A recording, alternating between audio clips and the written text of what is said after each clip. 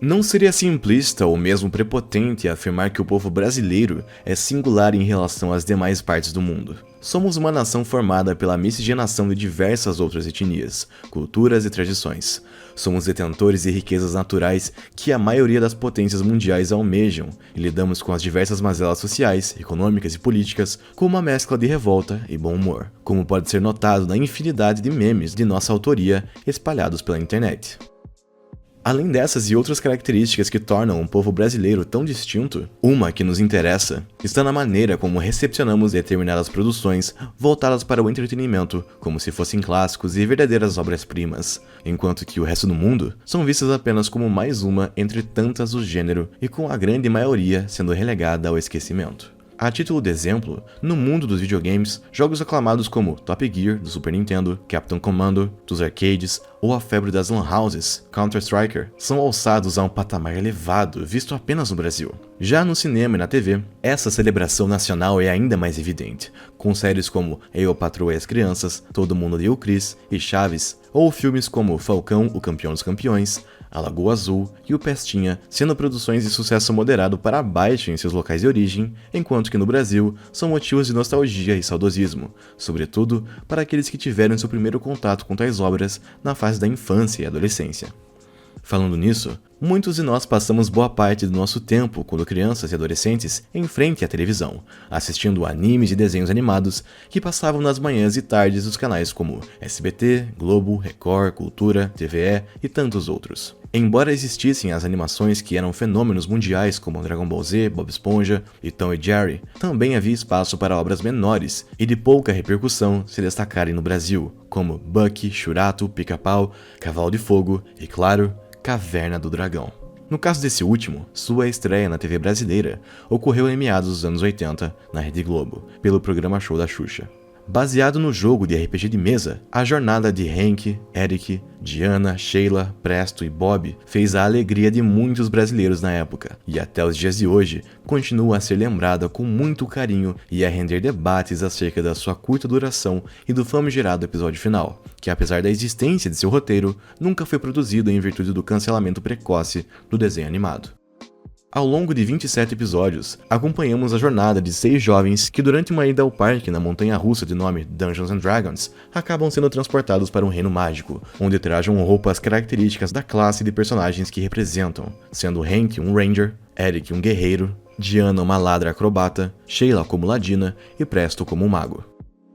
Além de seus trajes distintos, cada integrante possui armas especiais, como arco e flecha, escudo, espada, tacape e mais. Sem entender o que havia acontecido, o grupo se depara com um ser diminuto, mas extremamente poderoso, que se apresenta como Mestre nos Magos. Esse que representa a figura do Dungeon Master, o mestre que conduz a história em uma partida de RPG de mesa. Como tal, ele guia os jovens ao longo de sua aventura, mas seus motivos são um mistério por toda a trama, visto que se propõe a ajudá-los em retornar para casa, mas também se utiliza das habilidades do grupo para combater ameaças do reino, sobretudo a do vilão, Vingador.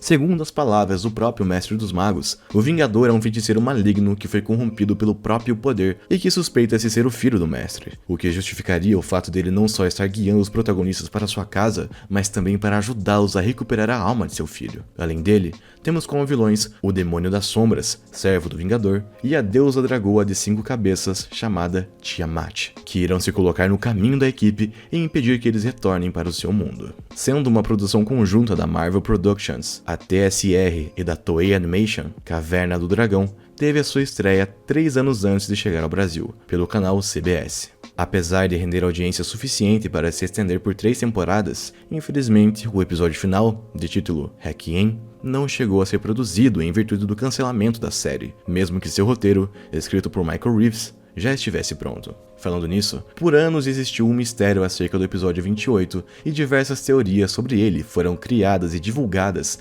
graças ao advento da internet. Por intervenção do destino, o roteirista original divulgou o roteiro em uma de suas redes sociais, e os fãs finalmente descobriram a verdade sobre o Vingador e o destino dos heróis. Esse roteiro ainda rendeu um audiodrama e uma versão animada criada por fãs, além de uma adaptação em história de quadrinhos pelo quadrinista brasileiro Reinaldo Rocha, lançado pela Panini Comics.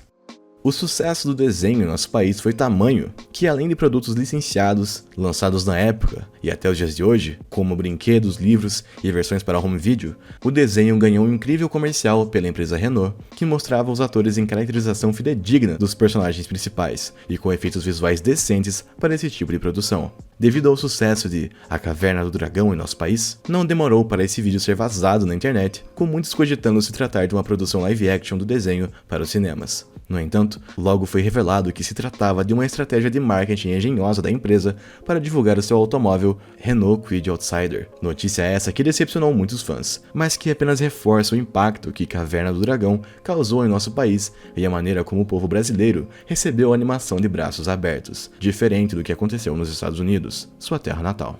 Mas por que isso aconteceu? Por que nós somos capazes de reconhecer o valor de obras que em outros locais do mundo foram simplesmente esnobadas? As razões são as mais diversas, desde a qualidade da obra em si, até a acessibilidade dos brasileiros a elas ao longo de todos esses anos. Considerando os méritos da série em si, temos uma história povoada por personagens carismáticos e com caracterizações distintas e fiéis ao RPG original, que traz uma mitologia interessante e acessível para todas as idades, mostrando a clássica batalha do bem contra o mal. Além disso, o fato de toda a equipe ter idades variadas, dos 8 ao 15, também ajudou na identificação do público mais jovem com o seriado, com cada um podendo decidir entre o seu personagem favorito e aquele com traços e personalidade com os quais mais se identifica, desde o líder nato, o nerd desajeitado, o jovem impetuoso, dentre outros.